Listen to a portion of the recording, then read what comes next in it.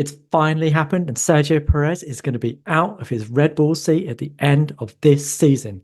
Bring on the Constructors' Championship for Red Bull 2025, right?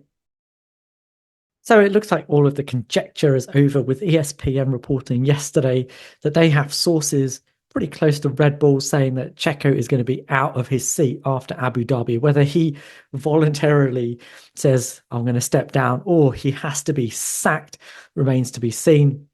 But it looks like the Checo era of defensive driving is over. And can you blame Red Bull? Frankly, I'm surprised this has taken this long. I mean, let's just take a look at some of these numbers. So this is the one lap super time delta between teammates in the top four teams in 2024. As usual, a super time is your time expressed as a percentage of the fastest time of either driver. So if, for example, George Russell was the quickest on a weekend, he gets 100%. Lewis's time is expressed as a percentage of that time. So the bigger your bar, the slower you are. And can you see what stands out here? Yeah, look how massive that difference is between Perez and Verstappen. It is leagues bigger than everybody else's. And that has led to a slew of meme-worthy stats that have come out towards the latter half of this season. The first being that since his win in Singapore 2022, get this, Max Verstappen has won more championships in that car than Sergio Perez has won races. Just let that sink in for a second. More championships than Sergio Perez has won races.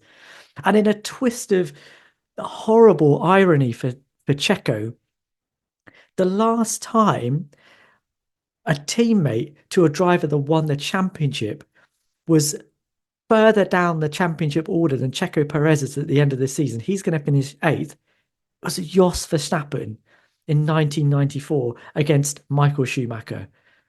He didn't even finish the season. He didn't even have a whole season up against Michael Schumacher. That is how woeful Sergio Perez has been.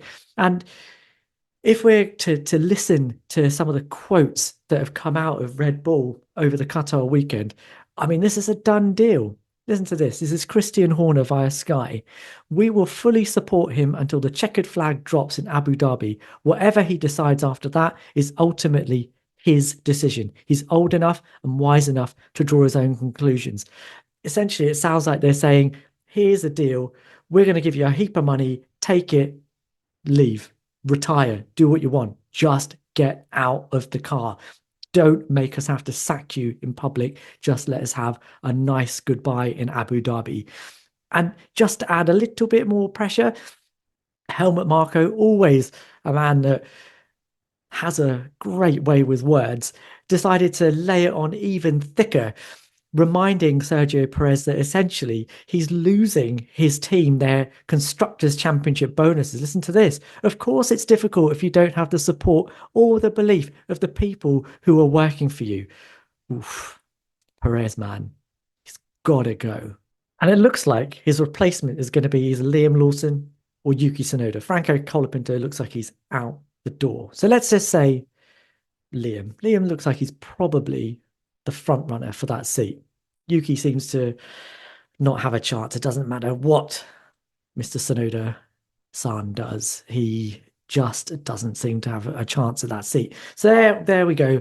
We've got Liam Lawson sitting in that seat at the Abu Dhabi test, or maybe even at first practice in Bahrain next year. What do we think he's going to do? What do we think he's going to be thinking when he sets out into the Bahraini sunshine for the first time and takes a swig at the first corner in the RB21? Is he going to be thinking, yes, I finally get my chance? Or will he have a little thought for Sergio Perez?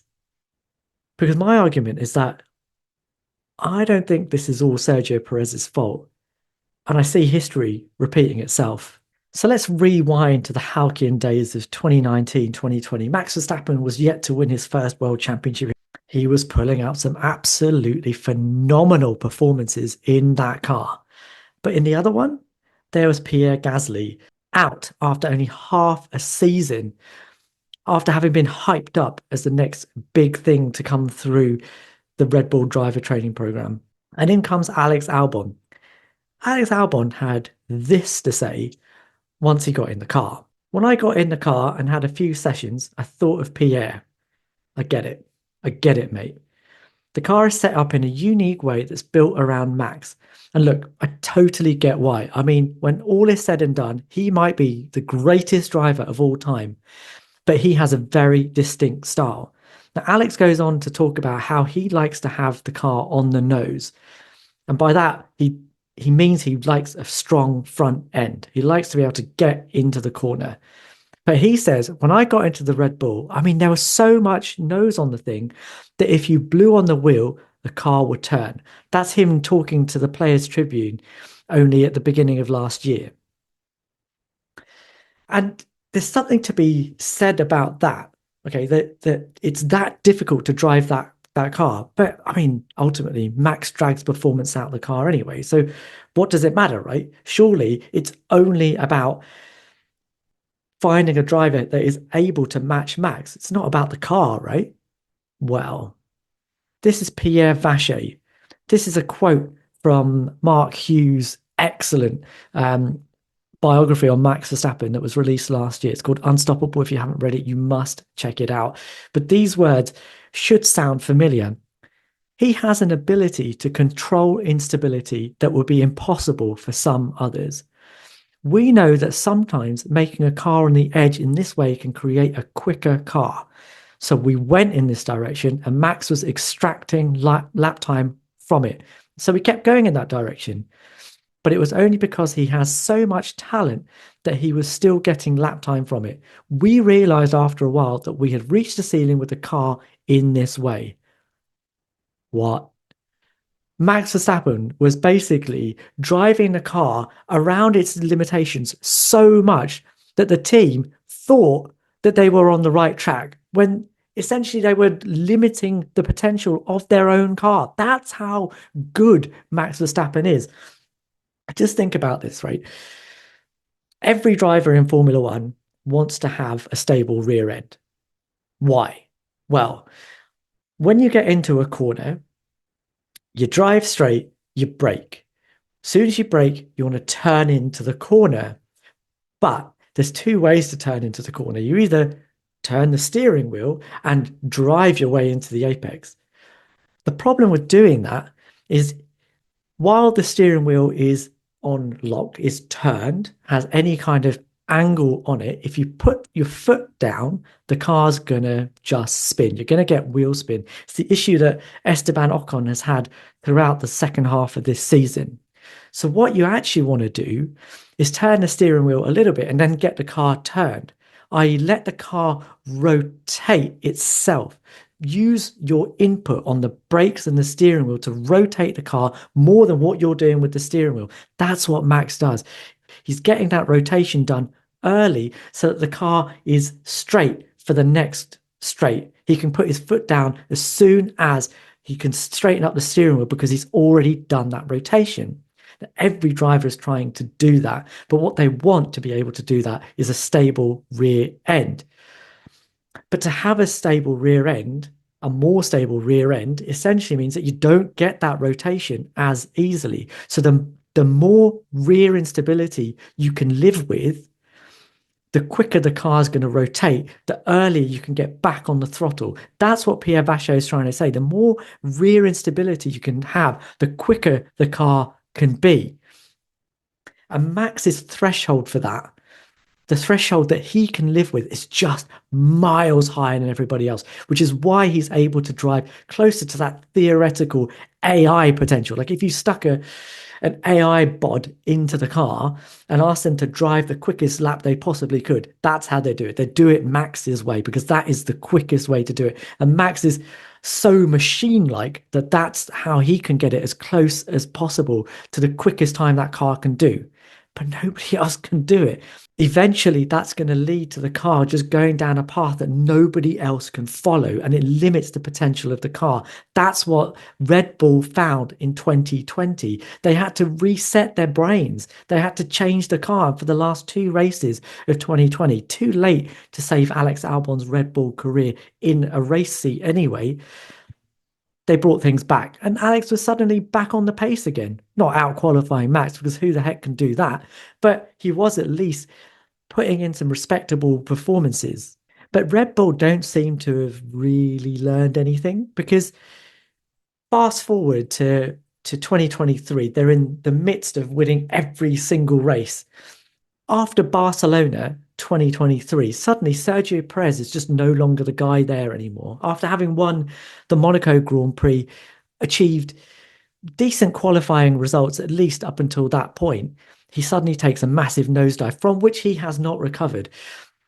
And in September of this year, we got some inclination as to why that happened. This is what Christian Horner had to say in September via Automotor und Sport. He said, "We've traced the development history, and it turned out that the first mistake happened to us with an underbody upgrade in Barcelona in 2023.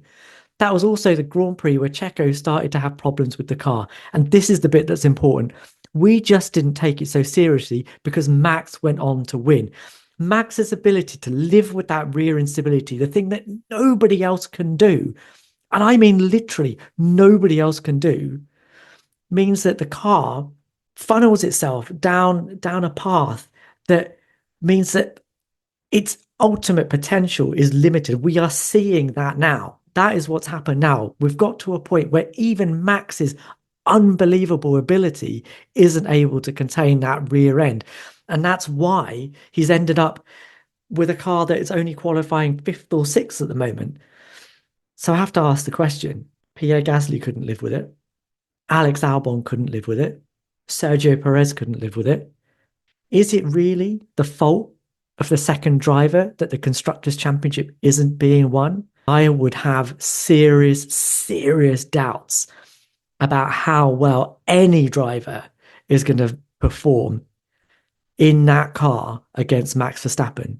So, for all of Checo's shortcomings, and they are numerous, I have a lot of sympathy for him. And I feel that Liam Lawson or Yuki Tsunoda is going to feel that sympathy, and they're going to feel a twang of fear when they turn that wheel in Bahrain for the first time, because that's when they'll realize it was never about Sergio Perez. It's about the phenomenon that's in the other car. And that is something they cannot do anything about. As usual, if you like what we're doing here, please like, please subscribe, please leave us a comment. We'll read every single one and we will reply to as many as we possibly can. And we will see you guys in the next one.